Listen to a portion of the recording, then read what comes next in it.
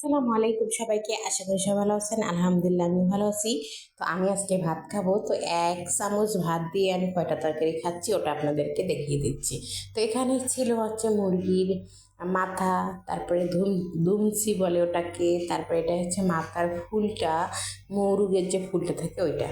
তো যাই হোক, এগুলো দিয়ে আমি খাওয়া শুরু করে দিয়েছিলাম, অলরেডি শেষ হয়ে গেল, আর একটুখানি বাকি আছে, সবটুকু আমি খেয়ে পরবর্তীতে আবার কী তরকারি দেখাবো সেটাও শেয়ার করবো। তো এইগুলো খেতে যে এত মজা, এত মজা, যদি না খান আপনারা কখনোই বুঝতে পারবেন না। তো আমি কিন্তু খাই, এজন্য জানি।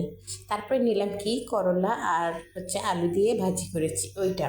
তো এটাও আমার কাছে খুবই পছন্দের তরকারি, কারণ হচ্ছে একটু তিতা রকমের তরকারিগুলো আমি খুবই পছন্দ করি। আর তিতা রকমের তরকারি বলতে এই করলা ছাড়া কিছুই নেই। এই তো এখন আমার করলা ভাজিও খাওয়া শেষ হয়ে গেছে। তারপরে যেটা খাবো সেটাও আপনাদের সঙ্গে শেয়ার করবো। তো একে একে আমি কয়টা তরকারি দিয়ে ভাত খাচ্ছি ওটা আপনাদের সঙ্গেই শেয়ার করছি। দেখুন এখনও কিন্তু অনেকটুকু ভাত আছে। এখন আমি আরেকটা তরকারি নিচ্ছি, এটা হচ্ছে সাজনার ডাঁটা দিয়ে ঝাটকা মাছ দিয়ে রান্না হয়েছে। তো এই যে মাছ আর এই হচ্ছে সাজনার ডাঁটা, এগুলো দিয়ে আজকে রান্না হয়েছিল। তো এই যে এই জিনিসটা খেতে কিন্তু খুবই ভালো লাগে, কিন্তু অনেকেই খায় না, জঙ্গল মনে করে, কিন্তু আমি খাই, ভালো লাগে। আমার ঘরে শুধু আমি খাই, আর কেউ খায় না। এই জন্য আর কি আমি খাচ্ছি, এখন খেয়ে খেয়ে আপনাদের দেখিয়ে দিচ্ছি। এই জিনিসটা যে না খেয়েছে সেই মিস করেছে। তারপরে তো আমি খেলাম অনেক মজা করে। তো এরকম কিন্তু খাবার খেতে দেখবেন খুবই ভালো লাগে, অনেক রকমের তরকারি থাকলে। কিন্তু আসল কথা হচ্ছে যে এতগুলো তরকারি যে খাবো সেটার কিন্তু ইনকাম, টাকার প্রয়োজন।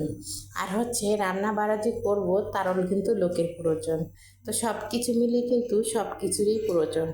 যাই হোক, এখন ডাঁটা আর আলু দিয়ে খাচ্ছি। ডাঁটাটা অনেক ভালো ছিল, এই যে নরম, দেখুন হাতে চাপ দিলে গলে যায়। আর গোটা গোটা রেখেছি, খালি করে দিইনি। আর সঙ্গে আলু দিয়ে রান্না করলাম, খুবই ভালো লাগলো। তো এভাবেই কিন্তু আমি আজকে কয়েকটা তরকারি দিয়ে ভাত খেলাম। আলহামদুলিল্লাহ খুবই মজা পেয়েছি। তাই ভাবলাম যে আপনাদের সঙ্গে শেয়ার করি, যেহেতু এতগুলো রান্না দিয়ে খাচ্ছি, আপনাদের কি না দেখালে কি হবে, তাই আপনাদেরকে দেখায়, একটা বড় ভিডিও করে আপনাদের দেখিয়ে তারপর আমি খাচ্ছি।